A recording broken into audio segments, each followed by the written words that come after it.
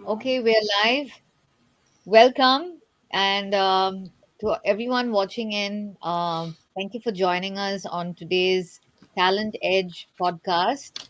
This podcast is an expression of the program that we are working through in Nigeria at the moment for this year and next year, centered around building higher quality talent for companies to hire and for candidates to be hired.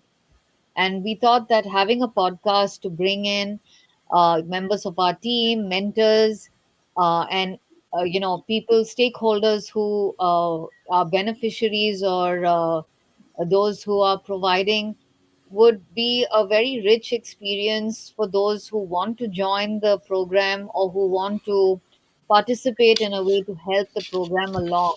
So, a very warm welcome to our guest today, Dr. Raj, and my co host, Cephas. Cephas, I think you're frozen. I'm not too sure if you can hear us. Okay. So, And also, you can increase your light a little bit if you can. I can hear you. Okay. okay, great. So, Doc, we want to welcome you in. This is the Nigeria program, I'm and I here know. and I can hear you. Okay, great, perfect. So, we want to welcome you in, Doc, for this program and to ask you about a little, to share a little bit about yourself before we actually get into, talking more about your background and the program too. Okay. Thank you, Caroline. Thank you, Cephas. That's not very possible right now, but fine. What did Cephas say? Okay. So let me get started. I just want to tell you a few key points or pivotal moments in my life which helped me to be the person who I am today. First was the influence of my grandparents and parents teaching me the importance of helping others. Like my dad would say, giving 2% of your annual salary when you start working is very important, and increase it as you earn more to 10% or more, and give your time to help people. And my dad pushed me to excel in whatever I did. So he was one of the prime movers for me to come to the US. And he said, whatever you feel you are in, try to get to the top. So that encouraged me to do my PhD in US in the University of Wisconsin. And my elder brother, he instilled in me from age 14 or so the phrase that everything happens for the good and live moment to moment. So that helped me to not think of the past or dwell on the future, but be in the moment, do the best you can in the moment. And anything that happens, see what the good that has happened. That way you will learn from it instead of saying, why did this happen to me? Then my PhD program, I had an advisor who really pushed me. And although it took a lot of hard work and persistence, I got my PhD while working. I finished my research in 3 years. While working, I finished my thesis and got my PhD. And so that again taught me never to give up, the resilience that you have to have in life. And other two good things that happened was getting fired. People think, oh my God, what happened? I got fired. For me, the first time I got fired in 85 from a company that I thought I was going to become a partner of this guy who hired me. He said, no, I don't think so. Then I said, okay, I'll start my own company.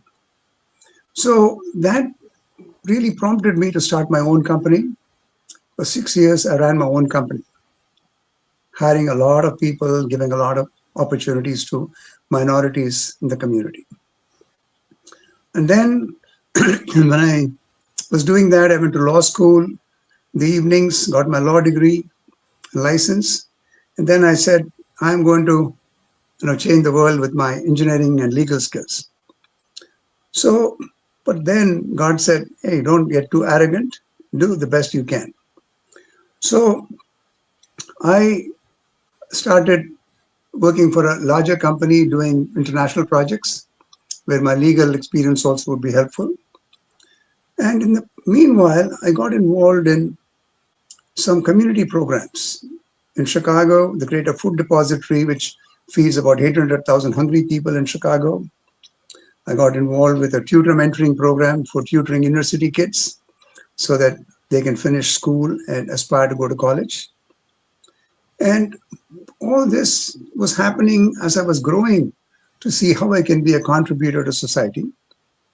And then an opportunity came for me to start a business in India. And again, my background, my experience, and my determination never to give up helped me start that company in New Delhi, succeed, hire a lot of young people, motivate them, mentor them, and grew it to one of the well known engineering firms in India. And then after I did that, I said, I think enough of this rat race in the company. So I said, I'll work for a company somewhere close by. And this company said, oh, I don't think you're a good fit. After a little while, they said, I don't think, we want you. I said, oh, what a relief.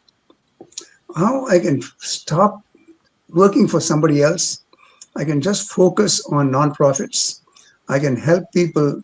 I have enough money. I'm comfortably situated. So let me do that. So that second time getting fired from this company, which I thought I would just be there till another 5 to 10 years.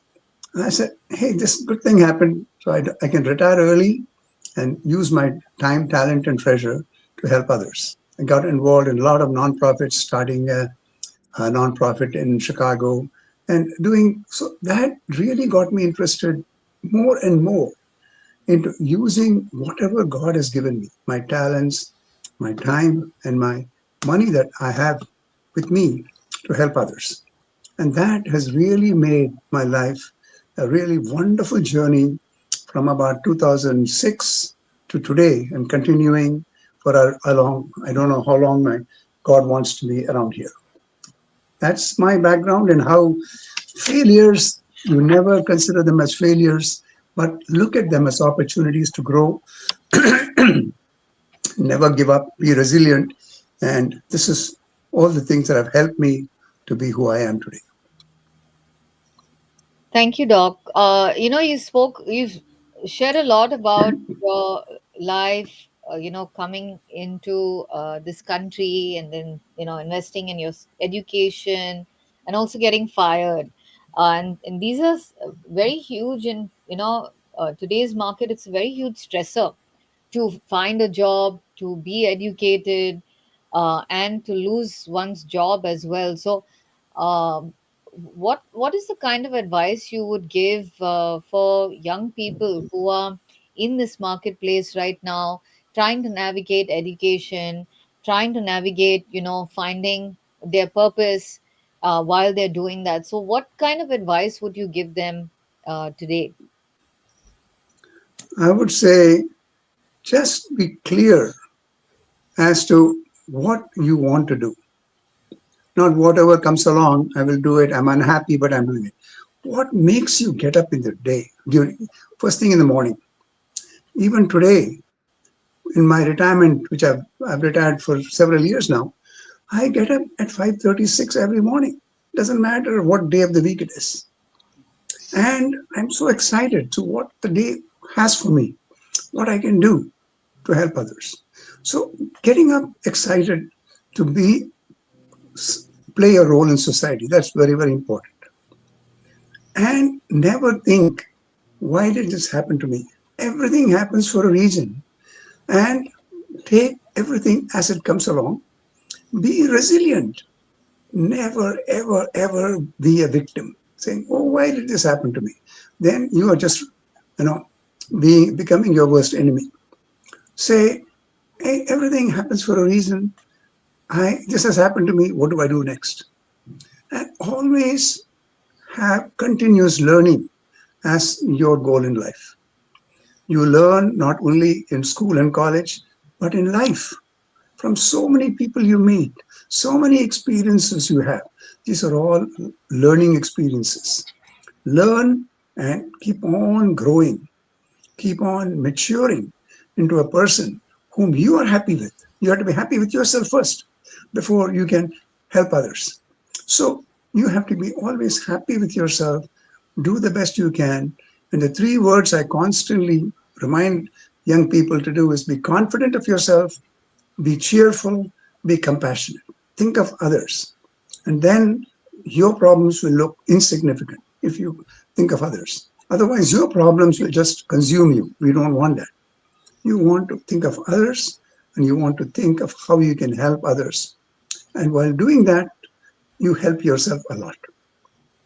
We, Doc, we have somebody, I don't know if they've joined on behalf of Liz's team, Festus. Yeah. Yeah. Festus Langat is a pastor in Kenya. Welcome. And we have Jacob Kabenga. I Yeah, think he also joined. he is Jacob's, backstage. Yes, yeah. yes, he's backstage. Yeah. So So he is a pastor again in Nairobi. I'm working with Jacob on improving education for his girls, and also he has a ministry in a slum near Nairobi, and he's been working with me how to clean that up, how to give the children there a sense of hope. I've been working with him, and with Festus, he's has a school in the western part of Kenya, and he wants to help a lot of kids there, very very poor hello. kids, get good education. So he is doing that. I'm working with him right now on rainwater harvesting systems that he's going to install so that his kids have clean water. And then next is sanitation, then improving the quality of education in school. So these are wonderful people who think of others, who are working for their community. And I thought, you know, they are people who take this message that I'm giving to so many others in their community.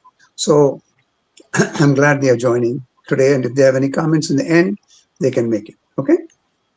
Thank you for joining us. Um, Doc, so, we're talking about creating impact, whether it's, within community or even for people to recognize their own ability to do that.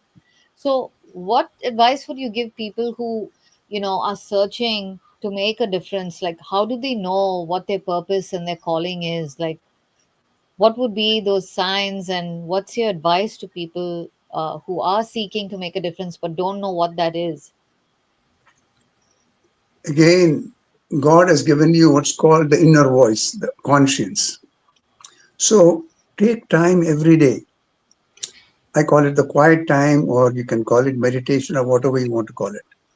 It is quiet time with yourself. No other distractions. You shut the world out, voice. It will tell you, hey, you should be doing this. You should be doing that. So listen to it.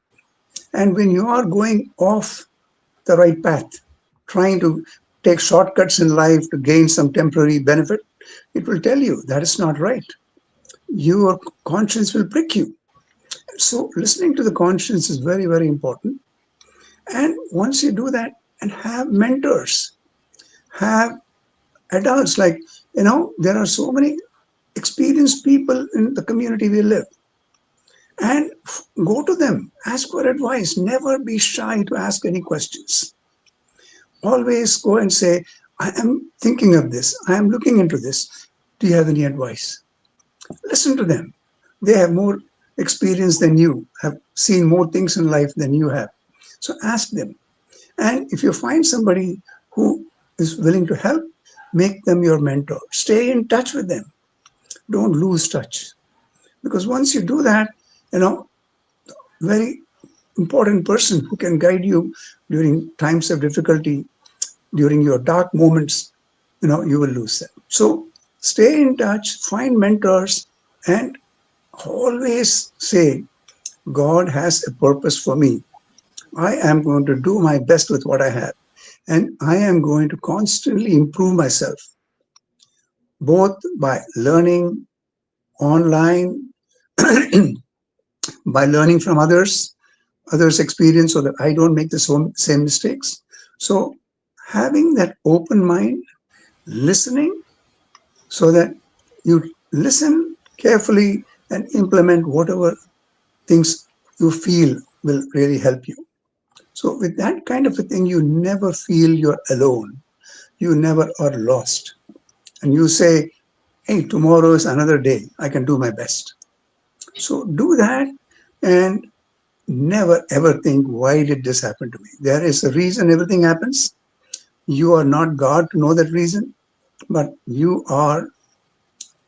have God with you as your inner voice, as your conscience. So always rely on that, and that will guide you, and that will give you the strength even in the darkest moments in your life. Wise words and very timely. We Thank know a you. lot of. Go ahead, Cephas. All right, yeah. Thank you so much, Caroline. Thank you so much, Dr. Raj. Yeah, Your words are truly inspiring. One, I have a contribution. Then after the contribution, I want to ask you a question back to the first and to the first thing you said. In addition to what you just said, we should listen to the voice of God. We should listen to our inner voice within us. And while I was in school, I was discussing with one of my friends, Simon, and we were trying to figure out what to do, how to impact our society.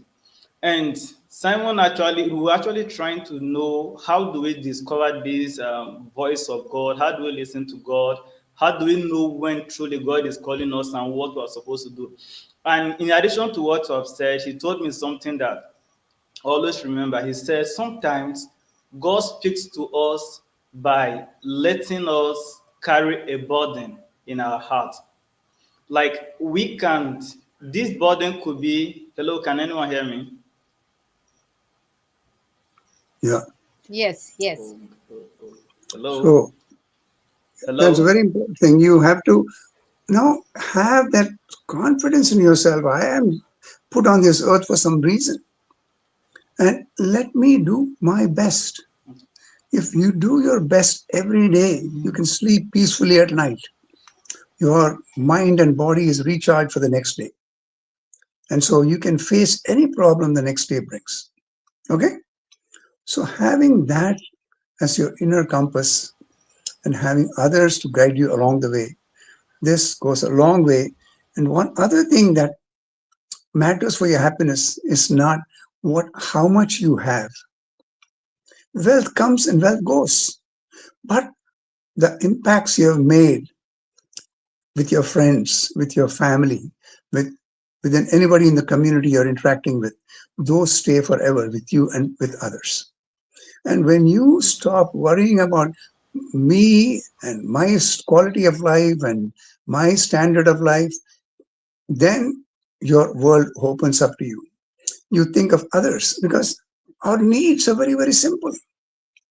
We all just need clean water, a shelter, some food, and some purposeful living, something to do in our life.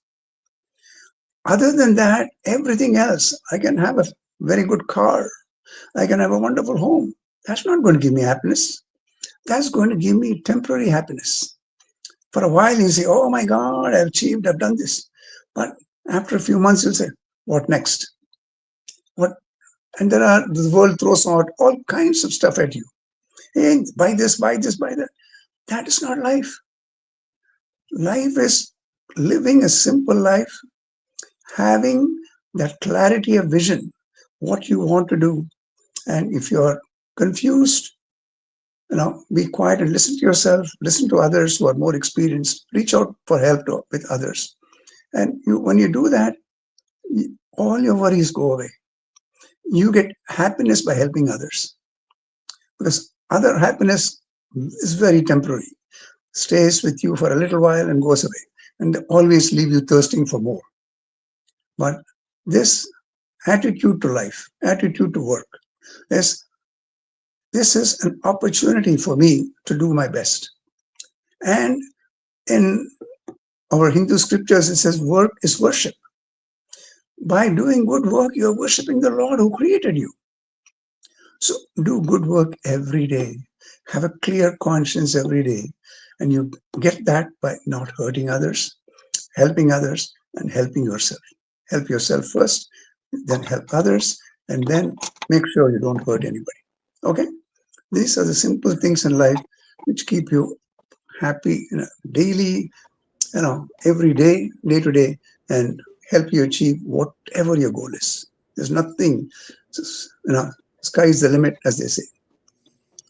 And there are people who have shown that, who have a strong will and a spirit to do it and are disciplined in what they do. They can achieve anything. Nothing is impossible. Okay. Cephas, go ahead.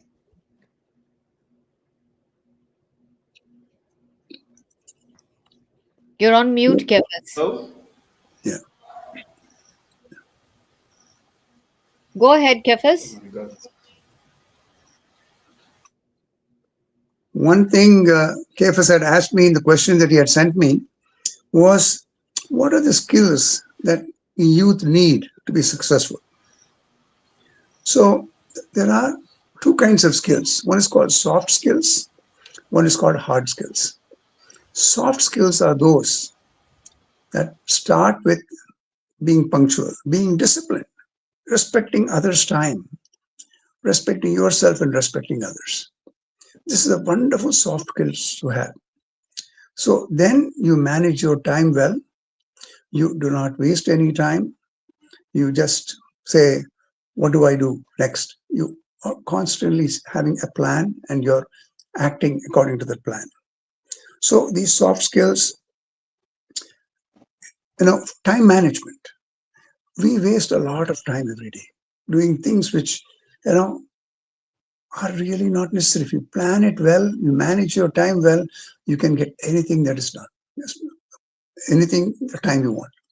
For example, when I was running my own business for 8 to 9 hours every day, then going to law school in the evening for 4 hours, 4 days a week, and then catching up with law school, catching up with my bills so that I can get paid, so that I can pay my employees. All this was, you know, when I look back, I said, how did I do it? I had this inner voice, get this done. So I just worked hard, took care of my health, because health is first. If you don't take care of your health, you can't accomplish anything else. So you take care of your health, you do what has to be done, and without wasting time thinking what next, and thinking how will I be happy. All these are things which just waste your energy and your time. So time management is a very important skill. soft Soft skill, managing others, interacting with others, dressing well, being respectful so that others respect you. You have your self-respect is there, so others respect you. So all these things are not taught in school that as much. You learn subjects, but you have to learn, respecting others, time, by being punctual, time, managing your own time so that you get things done, and by always, appearing professional. Whatever you have, only maybe two clothes, you can keep it clean and pressed so that you look, people think, hey, this guy always comes well dressed, and he has respect for himself and respect for the people he's dealing with. So these are the kinds of soft skills that young people need to learn before they can be effective. And then teamwork is another important skill, working with others. Now, I can't work with this, I can't work with this person, that person. All these are just made up in your head. You can work with anybody. Some people are hard to work with, some people are easy to work with, but you have to learn how to work with others and reach a common goal. If you're working in a company, the company says, this has to be done this week. You work together with others and get it done. So these soft skills are important. Then the hard skills, computer skills, so many other skills. Like Cephas is doing a great job with his Earth Peace Action, teaching people things that will make them a living, give them purpose in life. So there are many, many, many, many other skills that you can learn. Some you can learn in a few months, some you can take a lifetime to learn, but you can learn those hard skills based on what you are happy with. If you are a people person, you want to be in a job where you're meeting people, interacting with people. But if you're an introvert, you want to find a job that you can do by yourself and you know still interact with others. So depending on your personality, you have to evaluate yourself. I tell young people, evaluate your strengths and your weaknesses. So always work on your strengths, portray them so that people see that and enjoy, work with your strengths. And if there are weaknesses, people, they point out, don't get hurt. Say, hey, this is a good thing I've been told. Hey, this is my weakness. And you yourself, when you analyze, you will find your weaknesses, how I can improve. And today there are so many self-improvement books online. Everything is there. It's up to you to improve yourself. If you do that, you know your soft skills constantly improve, and you learn more and more skills. Like I said, I had my PhD in engineering. I could have just laid down, say, I got a everything done in life. No, I said no, I was thirsty for more knowledge. And by getting my law degree, I could have the confidence to start my own business in India, a new country, new laws, everything. But I had that confidence, I can do it. So constantly keep learning, keep an open mind, listen to others, and be cheerful and help others. If you do all these things, this and self-discipline, everything starts with that. If you're not disciplined, getting up in the morning is a chore. No, I get up in the morning because it's a new day God has given me. I just get up, do my best every day. I get myself ready. I look good. I feel good. I go out and face the world and get things done. Okay? Okay, first, did I answer your question? Any more follow up? Perfect. Yes, thank you. Thank you. Yeah. You have any more So, questions, yeah. Cephas? My network is really bad. Sorry. Okay, so I wanted to share something based on what you just shared, Doctor. Uh, you know, I think it's very important, like you said, for us, for anyone, regardless of whether we're young or old or anything like that, to pay attention to our intuition about ourselves. And what I mean, let me elaborate, is like, even though I was in the health sector, I was doing my nursing, and I knew it's a very noble profession. And it was a very hard decision to see that I didn't feel that I was in the right career, even though it is a very lucrative career from the outside. It pays well in different countries. But I did not feel that was my calling personally. And I remember my family was very disappointed and very upset because they were like, you want to give up something where you can make a lot of money and all that stuff. And I said, I wasn't even paying attention to that.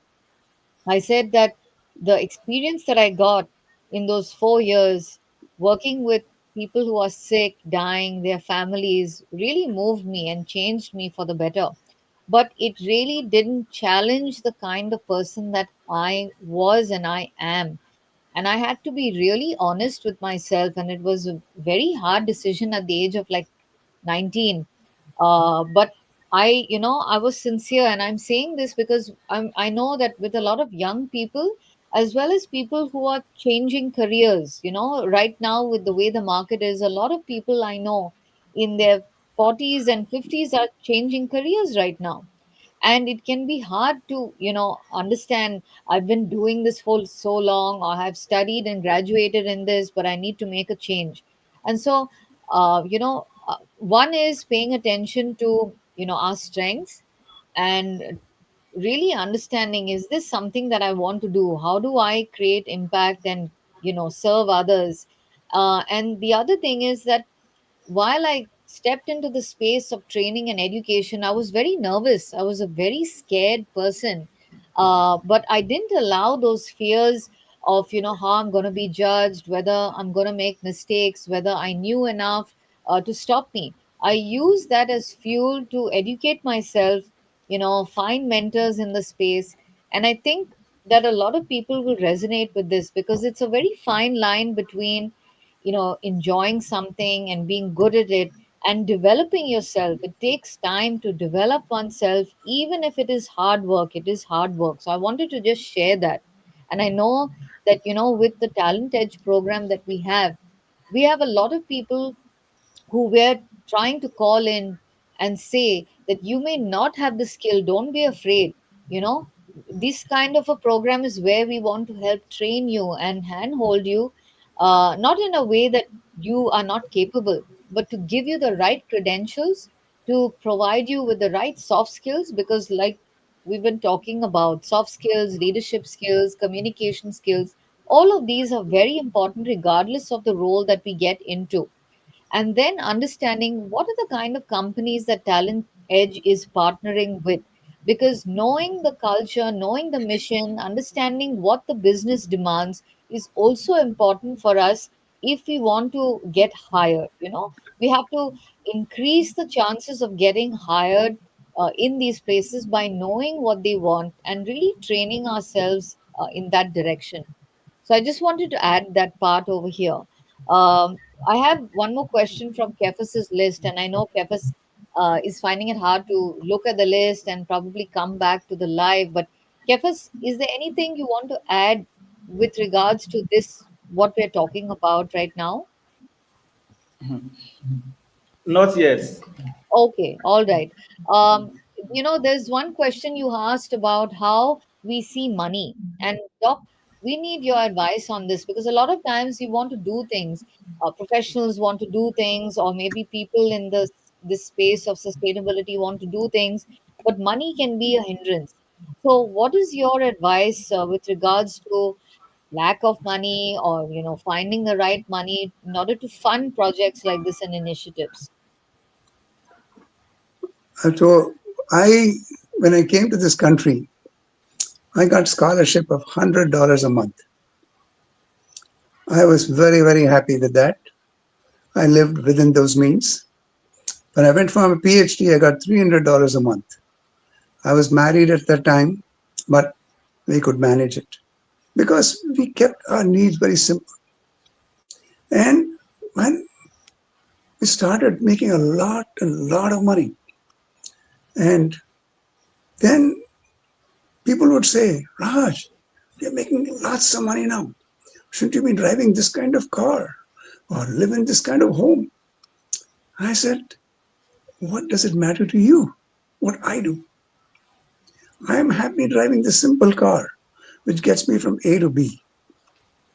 I would rather use that money for helping others. That gives me more happiness than buying the state of the art car that I can buy right now with the funds I have. So I see a lot of young people placing too much emphasis on money and getting the best things in life. Things always fall apart. Things give Mm. happiness very temporarily. And so there is a wonderful book I read a few years back. It says, put people first, then the things, then the money. Money comes and money goes. And in my book called Nine Steps to Tranquility, I mentioned a person called Bernie Madoff who was so thirsty for money that he started cheating people in New York City. He, for a while, he was considered a pure genius in Wall Street, making this much money for his clients. But his own son, who saw this as all a false picture that his dad is presenting, told the world, there's no money here. He's just taking money from others, paying off these others, and actually this company is worth nothing. And this guy who was floating way up high, his own family could not stand him. And they just revealed his truth. And he was shattered in about 20 to 48 hours. All his investors said, where's my money? And he just owed millions to people. He ended up dying alone in a prison in New York with not even his family there. What did all this money do for him? What does his greed do for him? But just give him grief in the end. So again, I'll tell you another example of one of my friends who retired at age in the late 50s, and he was my model also. He said, Raj, I have this much money put aside. This will take care of my two girls for their education and any marriage expenses they might have. And I've invested that properly. And I don't want to earn one more penny. I want to spend all my time and whatever spare money I can that I have not set aside for my family to help others. And from 2003 on, he just went to India for 3 to 6 months every year, rolled up his sleeves, worked with the local farmers, helped them with water, helped them with whatever they need, improved education, things like that. So he was my role model because he decided enough is enough. So at age 56, I said, enough is enough. I don't want to make any more money. I want to live a life where I'll be happy every day, getting excited to help others. So it is up to you to decide. And like I said, our needs are very, very simple. We can live in a simple shelter that gives us protection from the elements. We can live a life where you have enough to eat properly. You don't have to go to a restaurant, every week or every other day, like many young people do these days. They have to go to Starbucks, spend $5, $6 on a cup of coffee, which gives them pleasure for 15 minutes. And I tell them point blank, go to many young people when I do fundraising. I said, can't you miss a few of these Starbucks coffees, which cost you $6 each time you go in? If you give up about 10 times of that every month, you can save $60 and give it to my charity, which is helping the poorest people get quality education. And they say, yeah, you have a point. I didn't even think like that. So many of these young people have become monthly contributors of $50 to $100 to educate the poorest children in India. So I have seen people, who have millions. Some of my neighbors have got 25, $30 million in assets and they are still insecure. What is the Wall Street going to do next? Is it going to, go tank? Is going to my worth is going to go down? That's all they are thinking about. I tell them what deplorable situation they are in. They have everything, but they don't have what's really needed is that inner happiness, which comes only from seeing how you can be a contributor to society and not a taker. And my spiritual teacher, Swami Dayanand Saraswati, says, give till it hurts. Not just give, just throw some money away that you have, you think I can give away. So your conscience is not guilty. No, that's not enough. Give till it hurts. So that's why when Warren Buffett started the 50% club for wealthy people to give 50% of their assets, after giving 50% of their wealth, they still had millions. So some people like Warren Buffett, he gave away 95 to 98% of his money. He said, my children are not going to give. They are all, have got education. They are fine. I don't have to give them anything. He still lives in a very simple house in Omaha, Nebraska. He's a billionaire, multi-billionaire. And he went to other rich people and said, come on, I challenge you to give 50, 60, 70% of your money away because you still will have lots of money to live comfortably. So that is the kind of person, you have to be that. Be happy with what you have because more luxury, more goods are never going to give you happiness. You buy a new car, oh, that, happiness lasts for a few months. And after that, something falls apart. Say, oh my God, why did I spend so much money on this? So put money where it belongs. It's a tool just to live a good life. And define the good life as something which meets my needs, but not all my wants. And Mahatma Gandhi once said, the world doesn't have enough for one person's greed, but can take care of all the wants of every person in the world. So if everyone starts thinking what I can do, I'm so fortunate, I can help others. And I tell people there are 3 ways to help others. You give your time, you give your talent, your knowledge, share knowledge, and you give your treasure, which is your money. So some people are busy making money. They want to give a lot of time, and they don't have time because they have gotten themselves into so many things.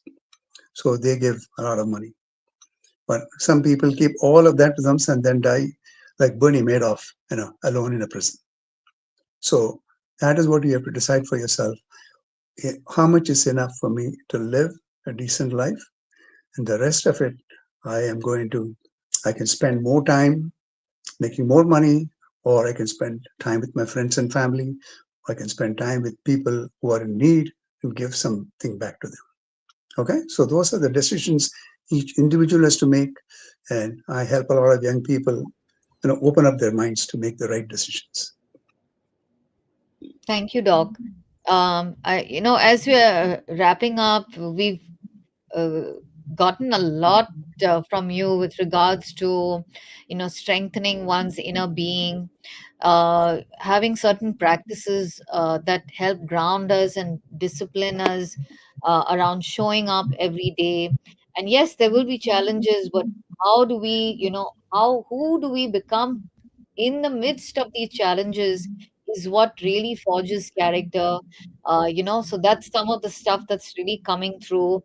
And then really being sincere about how we can think beyond just our own selfish needs, because that really doesn't bring in any happiness, peace, and joy.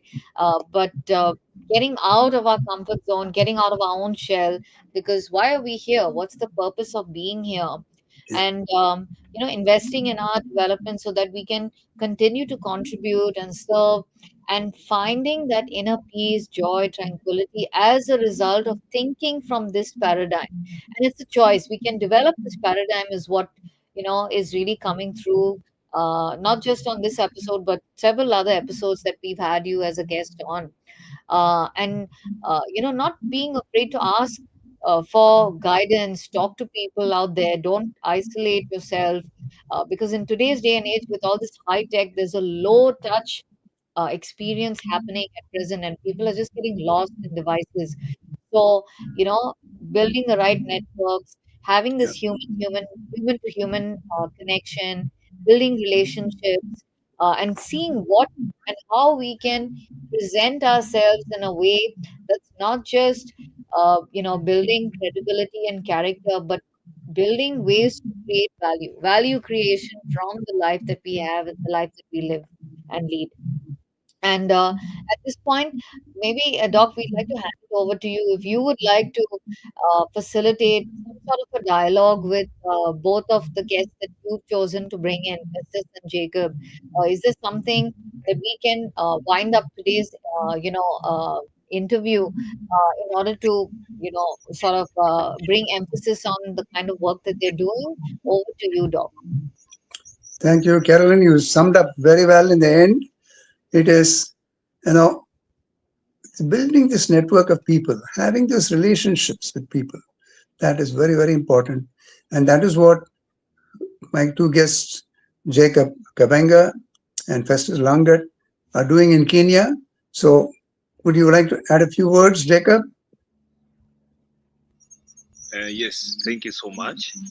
Thank you so much, Dr. Raj and Caroline and Cephas and Pastor Festus. This has been a very, very informative session. I'm blessed so much to learn in silence. And the wisdom that you are imparting to us, we who are on the forefront of working with the non-profit, with the charities, especially in Nairobi, there's so many hurting people. Needs are everywhere, but everybody else does not seem to recognize the importance of helping others.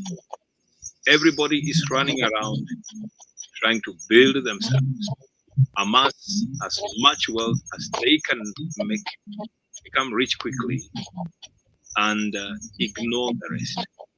But I really want to appreciate. We have learned a lot from you, Dr. Raj, by example, and through your connection and your wise guidance. And you've helped us to help the people who are needy especially in Gomongo, where we're working in sanitation. Children are facing difficult situations. Going to school, they have to go through sewers. And through your help now, we are turning that story. So I really appreciate. I've learned a few things. Number one is putting people first, going out, engaging. And number two is the three T's, giving people your time, your talent, and your treasure. That has been very, very eye-opening to me.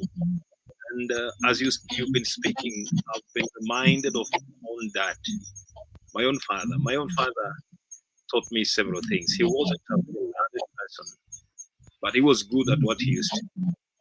He had this small business of making shoes, a town called Kakamega.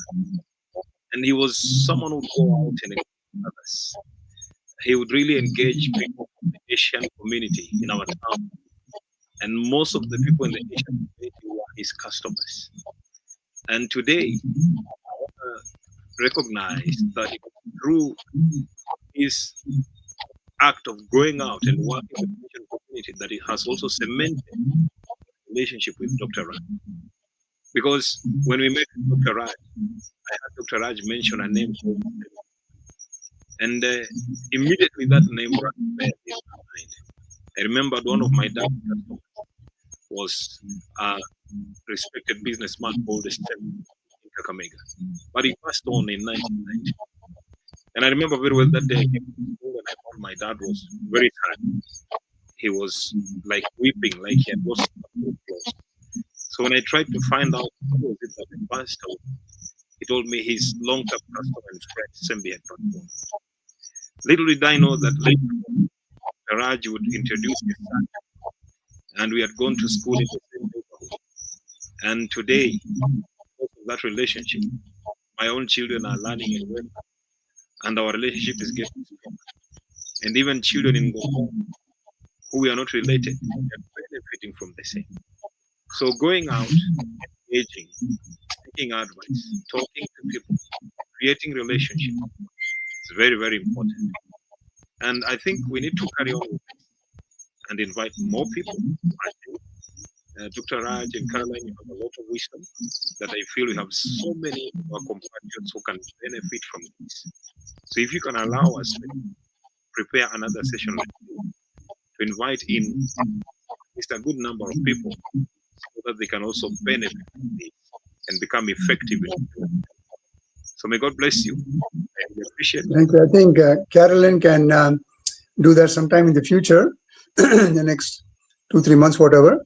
But I would strongly suggest Pastor Jacob to go and meet Pape Sembi. He is in a position to help in a big way. So go meet him. Tell him Raj said I should meet you and you should do these things for me in Nairobi. He will do it. Okay? Thank you so much. Thank you.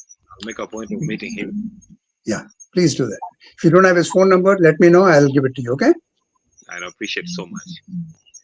And Pastor Festus, could you add a couple of words? Yes.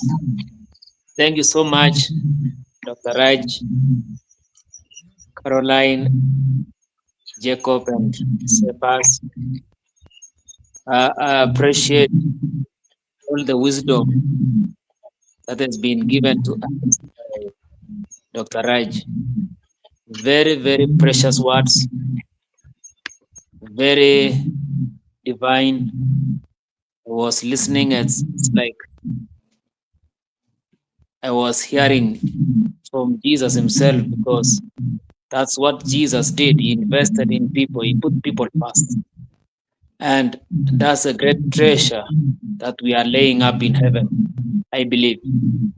So, although at the first part, the network was troubling me a little bit, so I missed some of the first part, but the rest of the words that I heard afterwards, very precious. I really appreciate all the wisdom that you are sharing, Dr. Raj. So, I I'm doing the work of supporting the people in rural setup and in rural areas. The children that are we are supporting, most of them are orphans, and also we are supporting the widows and the poor in the community. Yeah. So I'm really grateful.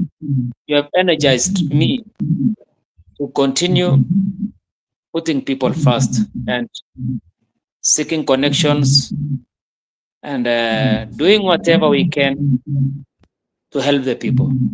I'm really grateful for you inviting me to this meeting. I've learned a lot. I've grown. I've been energized, and I really appreciate. I'm looking forward for another session like this. Thanks a lot, Raj Thank you. And and Caroline is going team. to have uh, a videotape of this prepared in a few days and share it with all of us. So Caroline is doing amazing work in Nigeria, Ghana, and now in Kenya. She's helping Liz Juma. So, we all work together.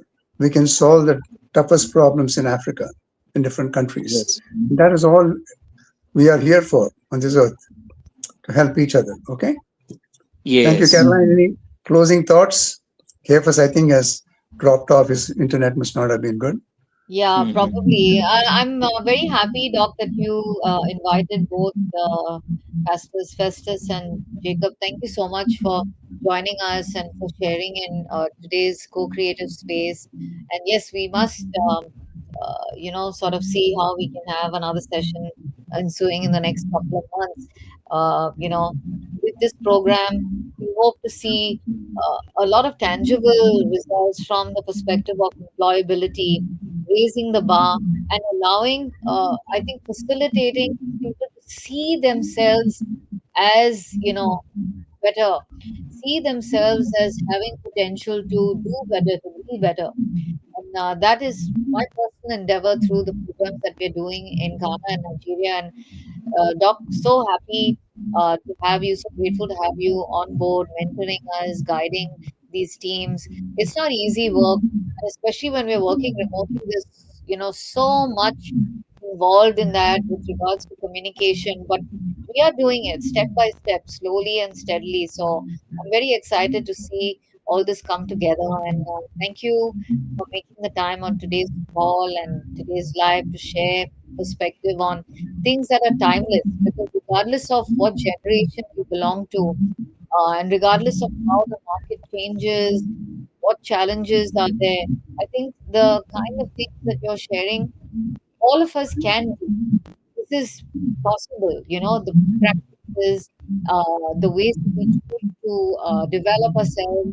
It doesn't matter what age we are in and what age we are. We can all do these things. So it's very relatable and very practical. So thank you. Thank you for being on today's episode.